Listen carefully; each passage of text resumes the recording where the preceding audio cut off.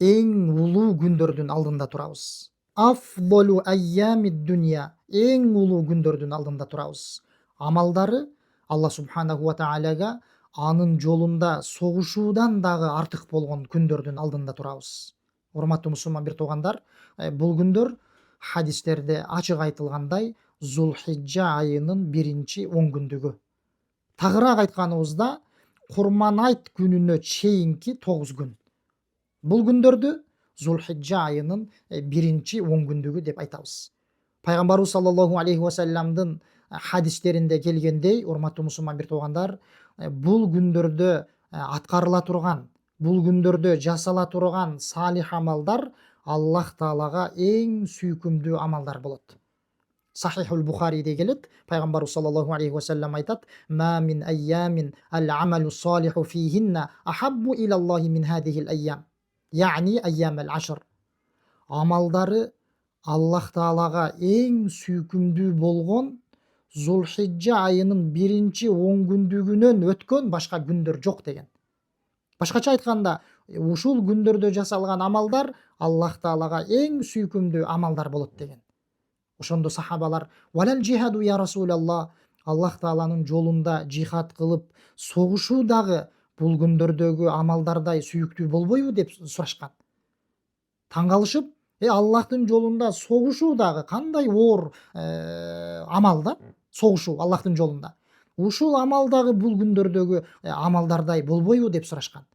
Ошондо пайгамбарыбыз саллаллаху алейхи вассалам: "Валал джихаду фи сабилилла." Аллахтын жолунда согушуу дагы бул күндөрдө жасалган салих амалдардай болбойт деген. Бир гана деген: "Илля ражулун хаража би нафсиhi ва малихи фалам яржи мин залика би шей" деген. Бир гана эмне деди?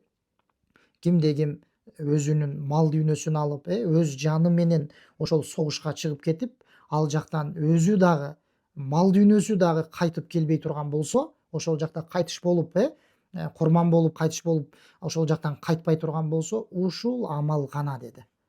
Бул күндөрдөгү амалдарга барабар болуп, ушул күндөрдөгү амалдардай болушу мүмкүн деди. Көрдүңүзбү, урматтуу мусулман бир тууган? Демек, бул күндөрдүн орду ушунчалык жогору. Анан пайгамбарыбыз саллаллаху алейхи вассалам бул күндөрдөгү амалдарды кандайдыр бир ибадаттарга чектеген жок. Бул ибадаттарды жасагыла, муну көбөйткүлө деп чектеген жок. Тескерисинче, ал-амалу салих деп койду. Салих амал деп жалпы түрдө айтып койду. Кандай ибадат болбосун, кандай салих амал болбосун, ушул салих амалга кире берет да. Жасай бересиз. Мисал үчүн, мисал катарында айта турган болсок, салих амалдардын эң башкы сабына кире турган ибадаттар же болбосо салих амал болуп биринчи эсептеле турган амалдар бул эмне? Парыз ибадаттар. Мисалы, күнүмдүк окула турган парыз намаздар 5 убакыт. Булар эң эле сооптуу салих амалдар болуп эсептелет. Эң биринчи ушул парыз ибадаттарга, намаздарга бекем болушубуз керек. Жана сүннөт намаздарга бекем болушубуз керек. Жана ошондой эле эмне салих амалдардын катарында, эгерде мүмкүнчүлүк боло турган болсо, орозо тутканга аракет кылышыбыз керек. Жана ошондой эле Алла субханаху ва таалянын сөзү болгон Куранды көп окуганга аракет кылышыбыз керек. Жана башка салих амалдар. Жана бирөөлөргө жардам берүү, бирөөлөргө мисалы үчүн колу менен жардам берүү, мал дүйнөсү менен жардам берүү, кандай кыскасы салих амал болбосун, ушул күндөрдө жасап калышыбыз керек. Анан айрыкча иншалла өзүнчө дагы айтабыз, мисалы орозо маселесинде алдыңкы күндөрүндө тута албай калган болсо дагы, жок дегенде Арафа күнү орозо тутканга аракет кылуу керек. Курман айт күнүнөн алдыңкы күн Арафа күн. Ушул күнү орозо тутканга жок дегенде аракет кылуу керек. Орозого тиешелүү да.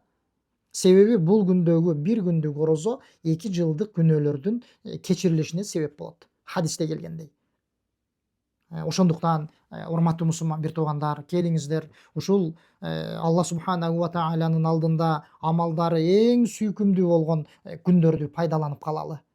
Ар кандай сооптуу иштерди жасап, Алла субханаху ва тааляга жакындап калалы. Аллах Таалага жакындата турган, айтканыбыздай, кандай ибадат болбосун аткарганга аракет кылып калалы. Алла субханаху ва тааля баарыбызга пайдалуу кылган болсун.